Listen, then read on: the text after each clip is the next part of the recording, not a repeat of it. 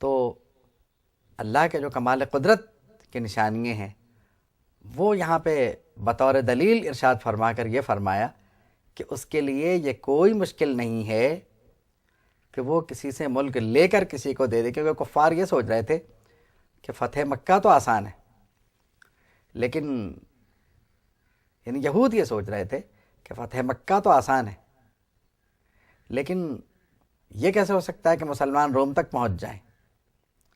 اب یہ تو اور بات ہے کہ وقت نے بتایا کہ ایسا ہوا، اور وقت نے بتایا کہ مصطفیٰ صلی اللہ تعالیٰ علیہ وسلم کی دی ہوئی خبریں سچی ثابت ہوئیں، یعنی حضور نے اگر کوئی بات بطور حوصلہ افزائی بھی فرمائی تو وہ سچ ہوئی، یعنی وقت نے اس بات کو ثابت کیا۔ اس کے بعد ایک مسلمہ اصول بیان فرمایا گیا جو مسلمانوں کے خارجہ پالیسی کے لیے انتہائی اہمیت کا حامل ہے۔ کہتے ہیں کہ جنگ احزاب کے موقع پر ایک صحابی رضی اللہ تعالیٰ عنہ حضور کے بارگاہ میں حاضر ہوئے، عرض کیا کہ میرے تعلقات 500 ایسے لوگوں سے ہیں جو یہودی ہیں، وہ میرے حلیف ہیں، آپ چاہیں تو میں ان سے مدد لے لوں۔ تو فوری طور پر آیت کریمہ نازل ہو گئی، لا يتخذ المؤمنون الکافرین اولیاء من دون المؤمنین۔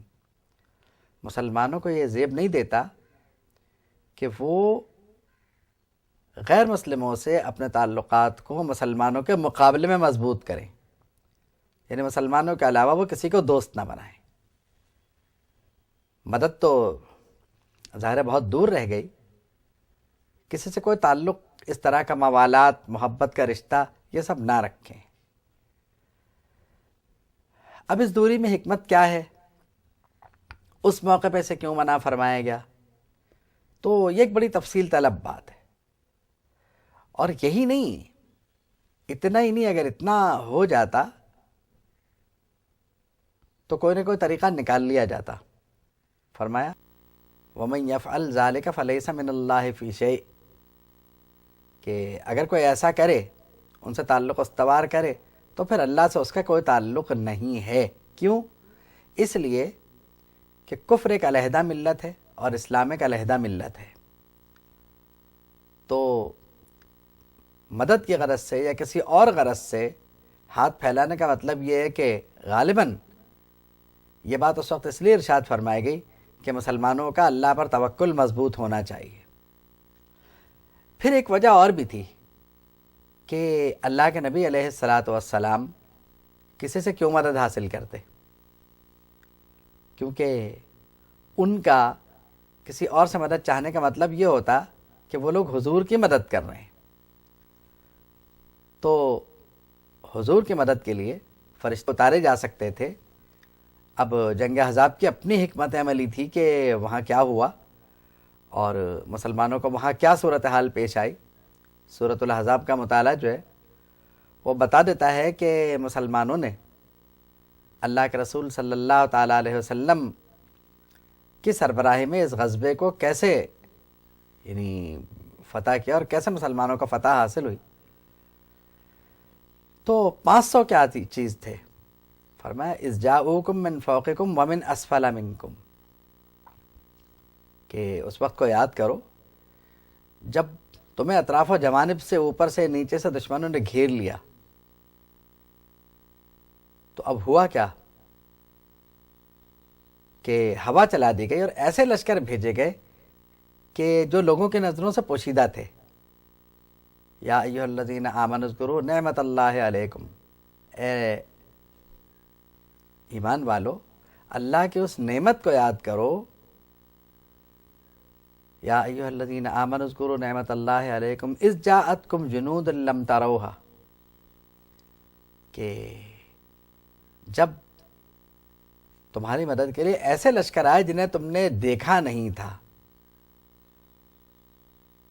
اور فارسلنا علیہم ریحا وجنودا لم تروها، کہ ہم نے ان پہ ایسی ہوا مسلط کی اور ایسے لشکر بھیجے جنہیں تم نے نہیں دیکھا، یعنی انہوں نے تمہیں جنگ جتوا دی۔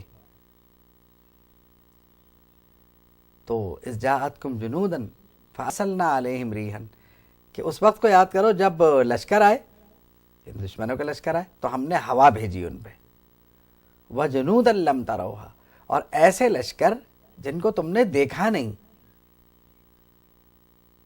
تو جن کے مدد کے لیے آسمانی لشکر ہر وقت تیار تھے، وہ زمین کے لوگوں کی مدد کیا لیتے؟ تو آپ یہ دیکھیے کہ ہمیں ترغیب دی جا رہی ہے، اور اسی وقت کے لوگوں کو نہیں، ہمیں بھی ترغیب ہے کہ ہم تاریخ کا مطالعہ کر کے اس موقع کو یاد کریں۔ اب یہ جو نعمت ہے، ہوا کی نعمت اور لشکر کی نعمت، ہم سے فرمایا جا رہا ہے کہ ان نعمتوں کو یاد کرو۔ یہاں ایک بات بطور خاص کہنا بہت ضروری ہوگا کہ جنگ احزاب میں جو کچھ ہوا اسے اللہ نے قرآن مجید میں نعمت فرمایا، اور فرمایا کہ جس طرح تمہیں فتح دی گئی تو اس فتح کے دو طریقے تھے۔ تیزی کے ساتھ ہوا بھیجی، طوفان آ گیا، ایک طرح کا آندھی چل گئی جس سے ان کے قدم اکھڑ گئے، اور پھر ایک ایسا لشکر جس کو تم نے نہیں دیکھا، آنکھوں نے نہیں دیکھا، یعنی ہوا اور آسمانی لشکر کی مدد سے تمہیں فتح دی گئی۔ اس نعمت کو یاد کرو۔ اس کا مطلب یہ ہوا کہ اللہ کی ہر نعمت کا یاد کرنا بہت ضروری ہے۔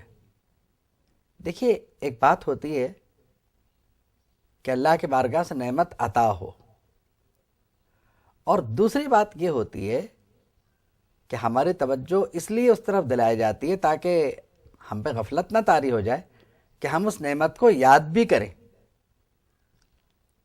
اب یاد کرنے کے معنی یہ ہوں گے کہ ہم اس نعمت کا ذکر کریں، لوگوں کو بتائیں اور اس کا ذکر کریں، ذکر سنیں۔ تو اب جن حضرات نے احزاب کا یہ موقع دیکھا تھا، ان کے لیے تو اس موقع کو یاد کرنا ارشاد فرمایا گیا۔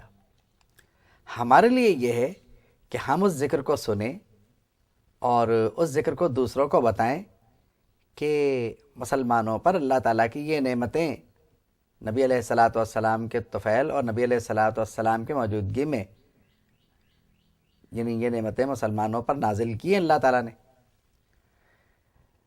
تو اب آپ یہ دیکھیے کہ اگر ایک غزوہ فتح ہوتا ہے تو یہ فتح ہونا اللہ کی ایک نعمت ہے، اور جن ذرائع سے یہ غزوہ فتح ہوا وہ ذرائع بھی ایک نعمت ہیں، کیونکہ نعمت ارشاد فرمایا گیا۔